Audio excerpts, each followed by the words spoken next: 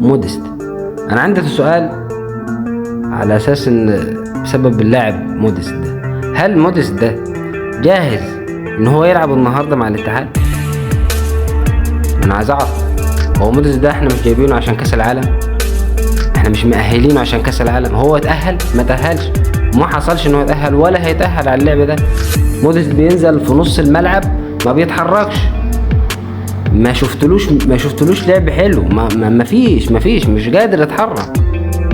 السن بتاعه مأثر، عن هو متأثر بالسن بتاعه، لاعب ما عندوش يعني قليل حركة، ما فيش يعني لاعب بيلعب كده بحاجات غريبة يعني، لا باص، لا تسديدة، لا اسيست، لا سرعة، معدوم، لا قفز، لا اي حاجة، ما فيش.